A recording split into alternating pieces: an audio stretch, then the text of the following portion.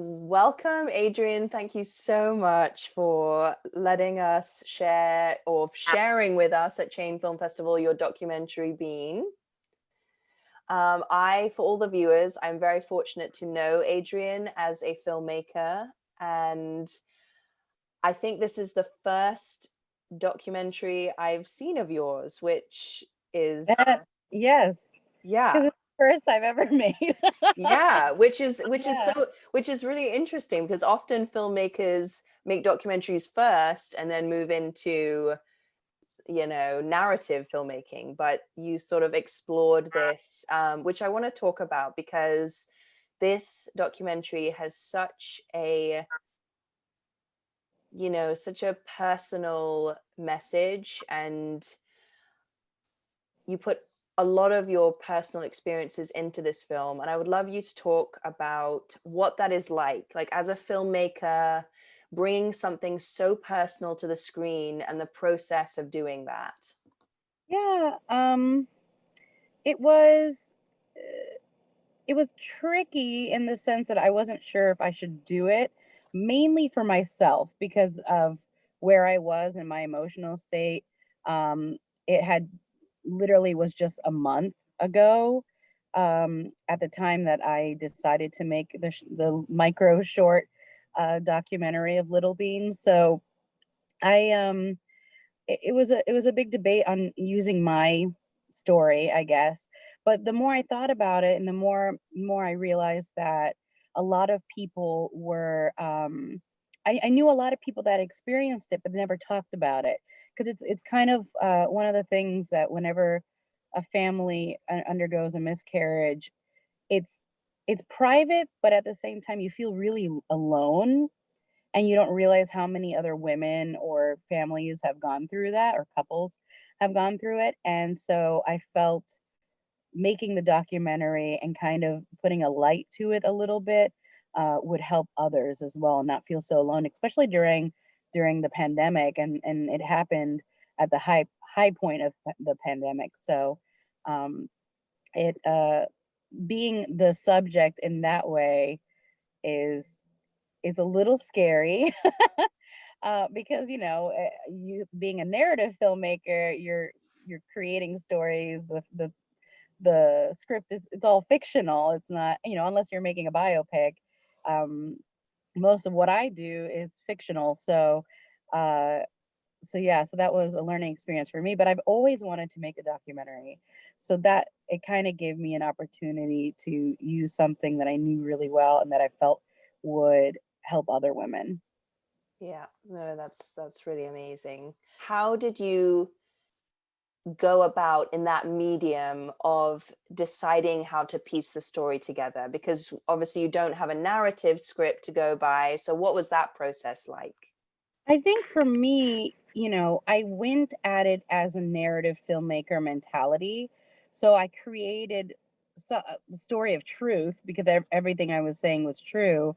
But I tried to create in 2 minutes a little, somewhat of a story and somewhat of a trajectory in regards to, my experiences and my experience with miscarriage. And I decided to kind of focus more on the things that we lost, because it's when you lose a baby you also lose all the other things that came with it, like the idea of going shopping for the baby and then getting a home for the baby and then walking with the baby and then you know seeing meeting your friends with the baby and all these things that you were already picturing.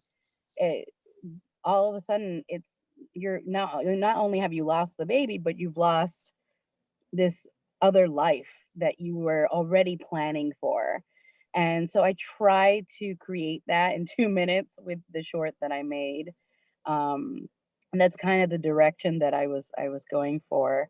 And I used my little bee necklace as the subject, as my character, I guess, to kind of tell that. Yes, and what I love is that in such a short amount of time, in just a couple of minutes, pretty much, you convey not only so many emotions, but a real journey what a real image of what that journey is for a woman to go through, and what you went through, which I think is Mhm. so honest and so poignant in so many ways. Yeah, I'm glad it translated that way. I mean, it was hard. I mean, the voiceover part, I only did one take. I couldn't do another. It was like emotionally, I was like, I can't do more than one. So I did one take of that, and then uh I it wasn't until I started putting it together, funny enough. Like when I was filming it, it felt like, oh, creative. My creative brain was finally working because it wasn't after that. And Mhm. but then when I started editing it together and I watched it, it like all hit me again, and it hit Elude, my husband, again, and yeah, it was definitely there was a therapy to it. I don't think it's for everybody to do something like that, but there was definitely a therapeutic aspect to doing it for me. Yeah. Yeah. Yeah. Yeah. And for any viewers that would like to see your other work, whether it be other narrative filmmaking or acting, could you let us know a website or a page they can go to? Yeah, for a lot of the films that not only that I've directed, but other people have directed, but is under our production company name, the Garage Productions, and it's literally thegarageproductions.com.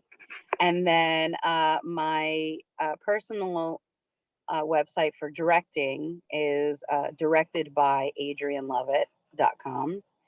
And then my acting stuff is ADRIENNELOVETTE.com. It's super easy, I think.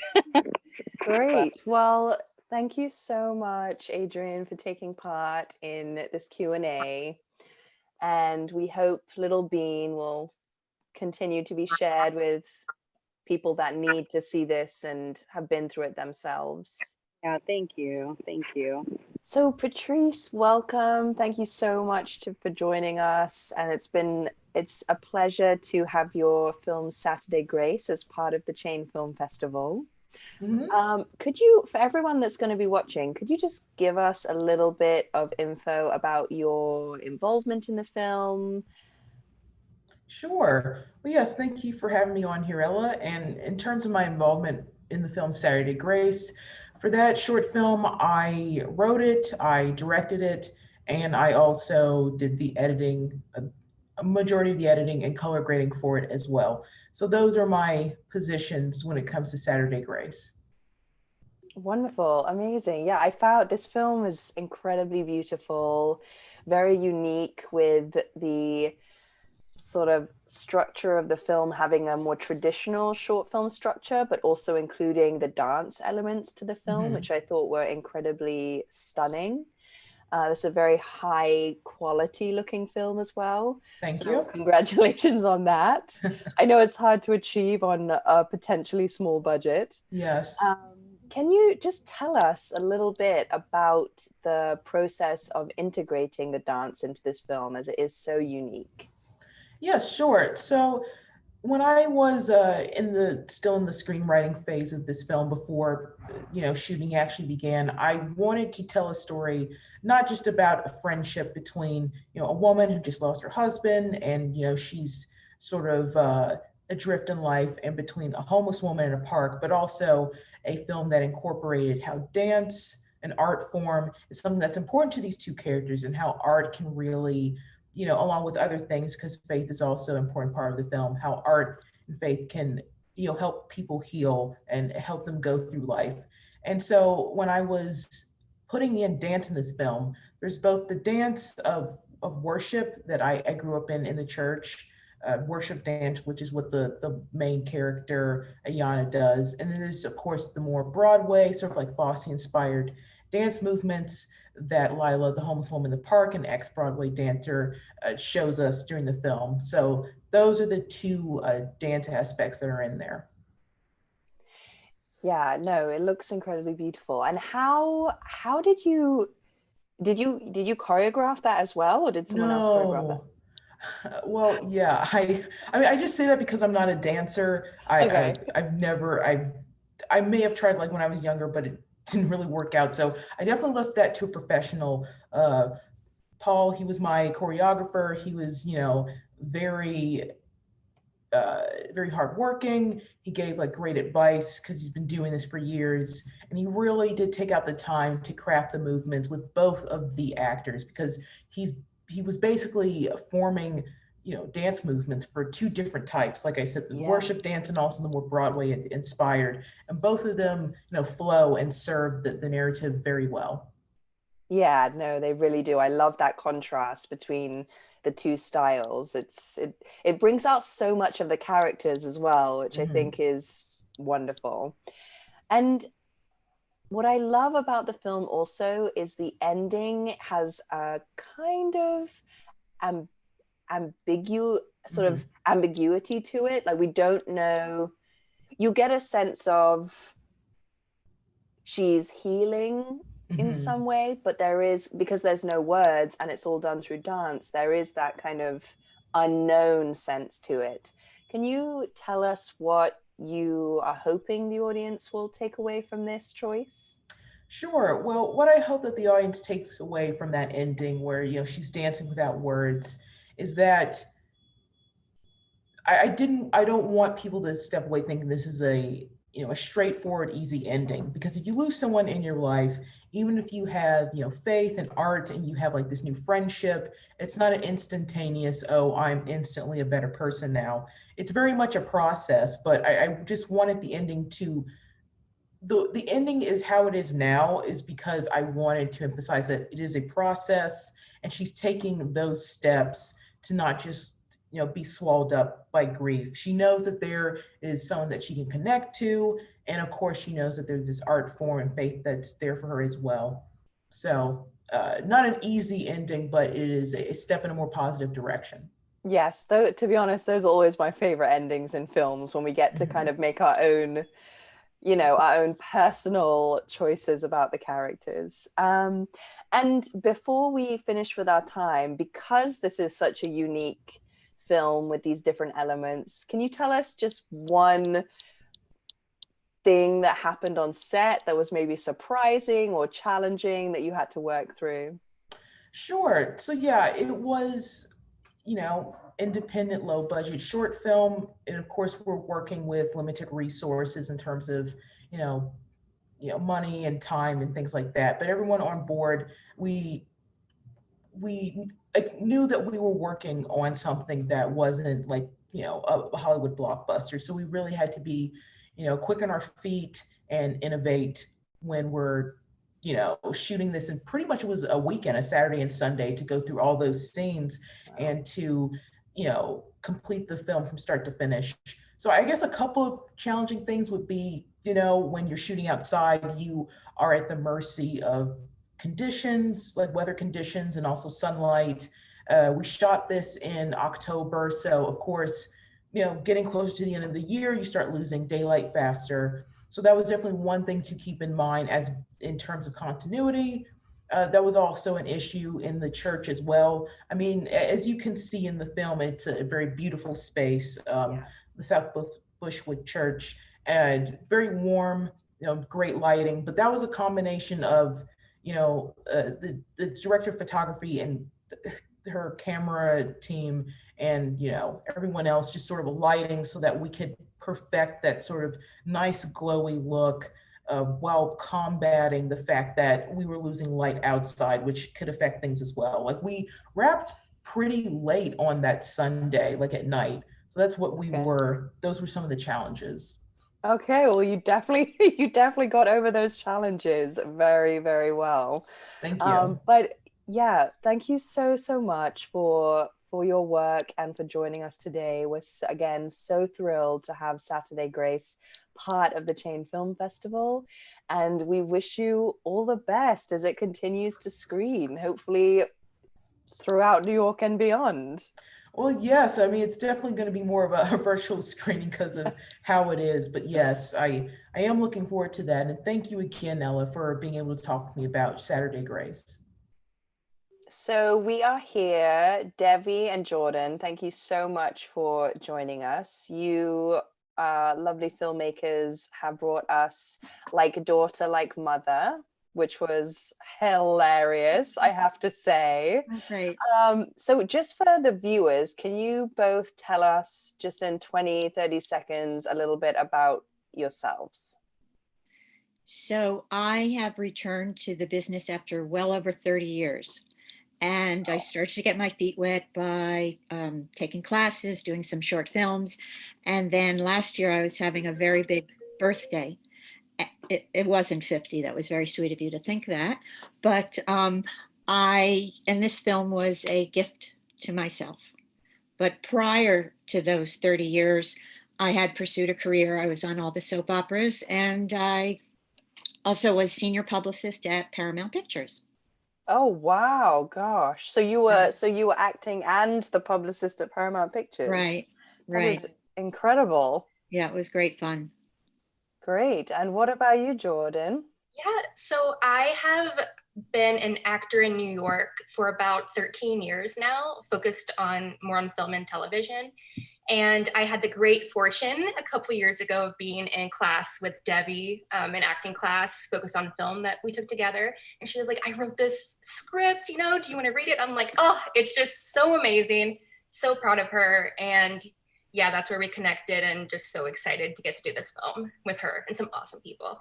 Actually, what happened in class was we were taking class with Anthony Robert Grasso, and he kept giving me scenes of these neurotic mothers. I mean, such a stretch for me. I just can't even imagine.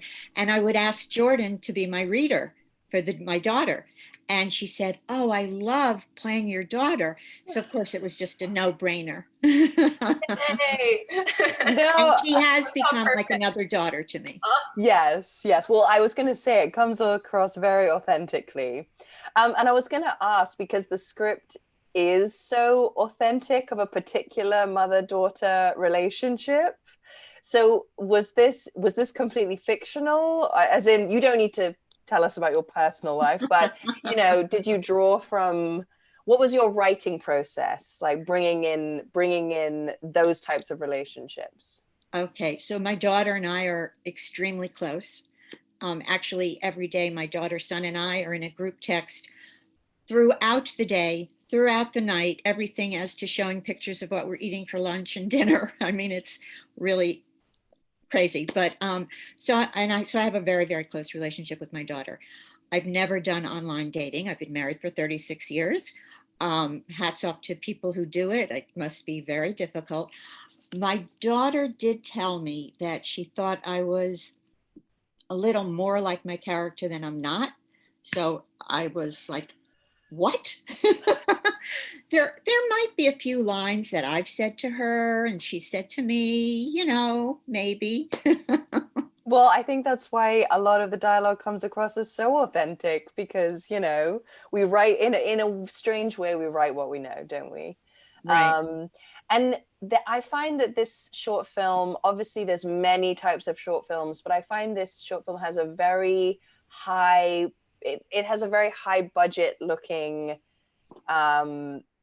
sort of aesthetic. Like everything looks very, very high quality.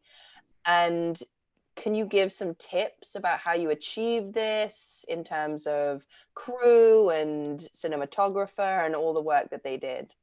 Yes, I think it always comes down to your crew. We had an amazing, amazing team. Our cinematographer, Teru Nishikubo, just amazing, amazing work.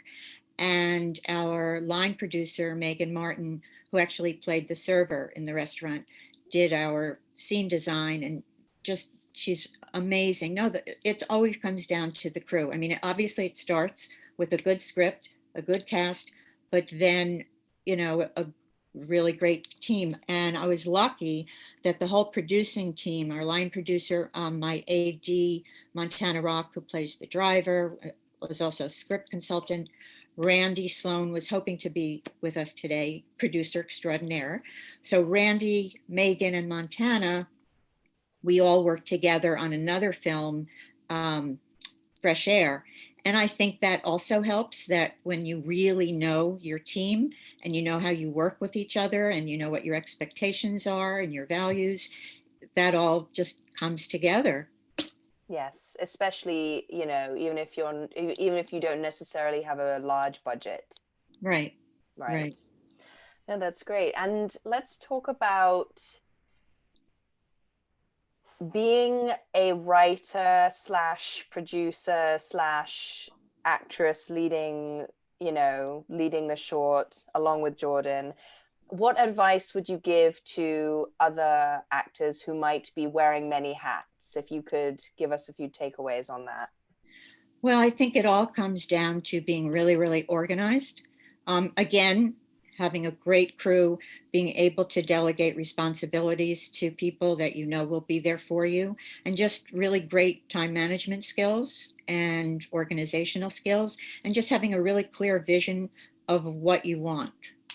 Yes, yes. No, that's very, very good advice. And Jordan, as an actress coming into the project, I don't know how much you had to do with maybe the producing side, but just in terms of coming into an indie film where maybe there isn't so much time and you're dealing with working on your character, what is some advice you could give to, you know, actors going into situations like that maybe they haven't been in before?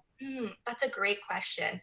I feel like just being completely open in the moment, even if you're in rehearsal or filming on the day, just being completely open and receptive to what the rest of the cast is giving you and to any notes from the director, and just kind of not put too much thought into it and just kind of do it, you know, just not to get too in your head, and honestly, just to have fun and just have fun with collaboration. We were so thankful to just work with so many amazing people on this, and it was so fun.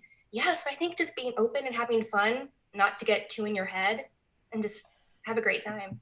Yes, definitely. And you presumably, I'm guessing, like many films, you don't get much of a rehearsal period. Right. We were fortunate to have some really amazing read-throughs, which was really great. Yeah. And we were very lucky to just have, I think, great chemistry with everyone, and just to have that practice of kind of like a ping pong match, you know, with the comedy, and there's such a specific rhythm with it and everything. And yeah, it was great fun. Yeah, no, like Jordan said, we really were fortunate to have rehearsal time. And that is another thing when you asked me about all the hats to wear, if you could get in as much rehearsal time, because it actually even helped with the script, because as we would be saying lines, someone would say, well, maybe this sounds better, or, oh, or we'd add jokes that we would think of at the moment. So rehearsal time, yes, is very valuable. Yeah, and we did laugh a lot. You know, if you're not going to have fun making a comedy, you might as well pack it in and go home. Very true, very true. Well, I have to say, all the love and comedy and connection definitely came through on the screen. Oh, thank you. And we're so happy to have Like Daughter, Like Mother screen at Chain Film Festival. And hopefully it screens around the world in other places as well. But yes, this is all we have time for, but thank you so much for being part of our Q&A. Thank you. We're honored to be a part of your festival. Thank you so much. Thank you. So it's so good to have Sophia DeMarco and Claire, how do I pronounce? Last name's CHUBBUCK. CHUBBUCK. But I just put it at like Claire I respond to, so. Wonderful. And these lovely filmmakers have made This Is How I Lost My Virginity, which is, thank you, first of all, so much for putting so much truth, honesty, real life into this project. It is, you know, it's incredibly harrowing to watch. I cannot imagine how the process of you know, making a film like this. So very briefly, before I go into the questions, could you guys give like a 20-second, 30-second little bit of information about both of you as filmmakers, people, humans?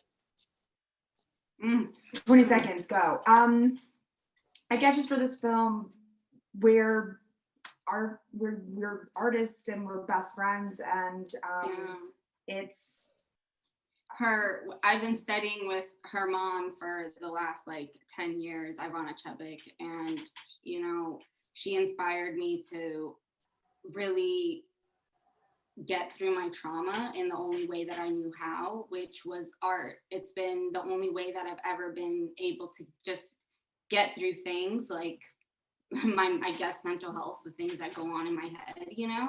And I have a lot of mental, like, I guess that could be also part of our thing. I have mental health struggles too. So it's easier to do this together, you know? Yeah, and through filmmaking together, like the process of writing, this was my first anything as far as a writer, filmmaker, anything. I was really just an actor. And, you know, we came together and just not just doing it together as women and trying to like find our own journey and our own voice, but you know, we really became like best friends and sisters after that. And it's just been a roller coaster of emotions, and I cry every time, you know, and this is all part of it. You know, I've never had to talk to anybody before. So it's like, Ella, you're part of this roller coaster, you know, this is like one more stop or like one more hill, you know, at least that's what it feels like to me. Yeah, definitely. Yeah. So on that, can you talk a little bit about, or making a film that addresses and explores this type of experience and subject matter, could you talk about, you know, this process of bringing that to the screen? Like what was the process of making sure you kept the almost authenticity of what was happening whilst also the structure of filmmaking? Well, this is our new to both of us. So as a first-time director and as a first-time writer, and we co-wrote. She wrote it, but what I would say is I helped make it into a story that made the audience understand where she was coming from. I think we had this really good balance of me trying to get through catharsis and trying to shine again, it was my first time talking about it. I never even talked to my parents about it. So I think the honesty was our foundation, but then through her brilliant mind, she brought in the structure and she taught me, you know, like they really held my hand through it and taught me the structure of filmmaking so that we were able to tell a story that wasn't just my experience, you know, and also finding that truth of trying to step into everyone else's shoes at the time, you know, because, you know, in the hardest part we felt our way through it, you know, like I can't tell you if there was a structure now that I'm thinking about it. There was, you know what it was? It's not even done yet. It's still at the color person. So it's like, it was a lot of nights of just talking about it. I think us two just opening up about it. It was a lot of girl talk. A lot of why this is painful. And a lot of Post-its. Lots of Post-its. Well, that is, Post-its are a filmmaker's best friend, I think. I agree wholeheartedly. I know this is amazing that this is your first venture into film, which I think is phenomenal. Could you, for any emerging filmmaker that's gonna try to address any type of such human subject matter, could you just give maybe one line of advice of what you would say to an emerging filmmaker trying to bring a story like this to the screen? Find your folks, because they're your art. Everyone we knew from the day, everyone came up with this together. Everyone had a say in, like, if you were the costume department, I didn't really say anything to the costume department. I was like, this is what we feel. They showed their expertise through their medium and they brought something to it. And it was just a bunch of artists coming together. So everyone just trusts each other. No one's out to get anyone. And it's a community of actors. So she's talking about my mother's acting school, and I teach there. And that's how I met all of my actors. And those are the people I want to work with. The problem was, the studios aren't hiring all my fucking actors, you know? Sorry, I don't know if I can curse. I'm guessing I can at Zoom. But like they're not hiring all my people. They are ready for work. You were ready to work, ready to share your story. And there's other stories, like everyone in that, even the crew, everyone had a story to share. The biggest part that we wanted to make sure was that this was a collaborative experience between all artists. So there, you know, everyone did have a say. There was no ego in the filmmaking, you know, whether you were art department, costume, lighting, you know, we just knew that we wanted to tell a story to let others know that you're not alone and you can speak through art. And I think everyone just kind of came together and, you know, we just came to like really create. So I think when you come with the purpose of just trying to create for the sake of art, yes, you know, definitely. And that is, I have to say, that is very poignantly reflected in your work. Thank you so much, Sophia and Claire, for being part of the Chain Film Festival. It's an honor to watch your movie, and we look forward to seeing all your work in the future as well. Thank you so much for having us. We are so glad to have TERESA MULAR here. You directed the documentary Can't Stop the Sun from Shining. That's right. Which is such an incredible documentary. I was transfixed the whole way through watching this. I was also fascinated reading about your background, and just for the benefit of the viewers, could you just tell us a little bit about your own background in filmmaking and everything else that it is that you do? Okay, so I was born in Argentina, in Buenos Aires, and immigrated to United States at age 23 to continue my career as a doctor. So I did that for quite a number of years. And when I retired, I went to study Italian in Florence, Italy. And that's where it all started somehow in an unexpected way. I never thought I would do what I am doing now, but the family where I was staying with was very interested in learning about the country where I was born. And they said it was too expensive and too far to go from Italy to Argentina. So I said, well, I'll go and get a DVD or something and I'll bring it back to you. So I went to visit my family there, and I searched for DVDs, and they were all only about tango or only about food. And I wanted to convey a sense of where I grew up and how I grew up and what was influencing me in life. So since I couldn't find anything, I thought I'll do it myself. And yeah, I had never done this before, but I hired a cinematographer. I asked permission to museums and different places on my own. I was my own producer, if you will, and everything. I wrote the narrative, and I brought it back to Italy, and this family looked at it and they liked it. And they said, oh, maybe there is a film festival run for women, by women in Florence, and you should present it there. And so I did, and somehow it just started. They accepted it and they presented it, and that got me started in telling stories. Then not mine, but someone else's stories. No, I think it's incredible. It's an incredible story that you are almost self-taught in a way, and you navigated this field, which is hard enough at the best of times, you know? And I want to give a very big shout out to Dodo, Ruth, Adele, and Edith. And I would love for you to tell the viewers, how did you find these 4 remarkable women and bring them together to make this documentary? Dodo, the 105.9, she calls herself like a temperature radio station.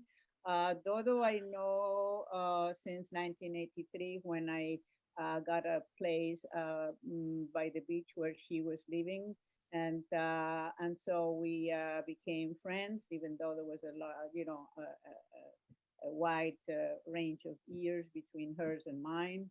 But she had a special personality, and so I was always inspired by her. Adele, I met through a pianist friend of mine who knew her, and the other lady, Edith, the the biologist, I met through the same pianist, and she had written a book, and this pianist friend of mine was at the signing of her book at Steinway and Sons in Manhattan, where this lady's son was managing the store. And finally, Ruth Slenczynska, the famous pianist, I was referred to by a sound engineer who deals a lot with classical musicians, and as a friend of mine. And when I told him I was doing a documentary on people of advanced age, he suggested Ruth, and that's how I met Ruth. So oh, that's great. I think one of the most incredible elements of the documentary is how you weave international history, women's experience throughout these times, plus the very personal idea of one's memory and one's past and looking back throughout life. What was kind of your goal in bringing all this together, if there's something you want the audience to take away from it? Well, my first and foremost important goal was to show that age is not everything, and that we can be productive and we can have a meaningful life, whether it's at 90, at 10, at 30. That there are people that are young and yet they are almost like dead. And yeah, they don't have any incentive for whatever reason, sociological or inner personal reasons. Many factors contribute to our zest for life and will to live.